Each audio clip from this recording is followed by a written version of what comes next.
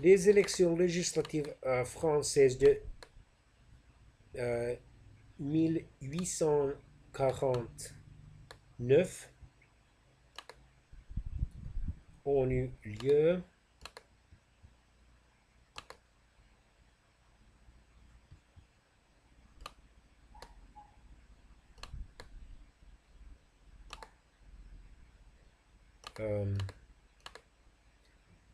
les 13 et 14 mai 1849 afin d'élire les membres de l'Assemblée nationale législative.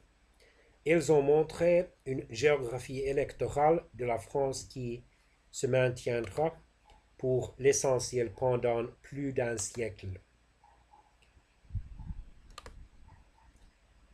69% des inscrits ont voté, donc la participation électorale a baissé très sensiblement par rapport aux élections précédentes en avril 1848. L'enthousiasme des premiers mois de la Nouvelle République a été émoussé et le suffrage universel conquis en février 1848 a fait moins recette. Avec 59% des voix exprimées, le Parti de l'Ordre a recueilli la majorité absolue.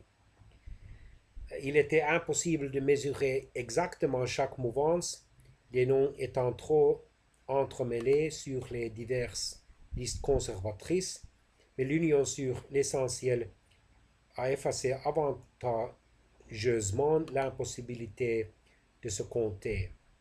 La gauche a obtenu 41% des voix. Les républicains modérés ont ressorti laminés et de surcroît inquantifiables par ce repart entre listes de gauche et de rares listes isolées. Il y avait 750 sièges au pouvoir, mais du fait des candidatures multiples, seuls 713 avaient un titulaire.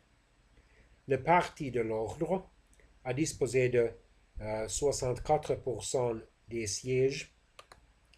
Les démocrates socialistes avaient 25% des sièges. Avec 11% des sièges et seulement une centaine de députés, les républicains modérés ont connu un écroulement, d'autant qu'une grande partie des personnalités de cette tendance ont été battues, en particulier Lamartine. Donc, 450 députés ont été membres du Parti de l'Ordre. Il y a eu aussi 180 démocrates sociaux et 75 républicains modérés.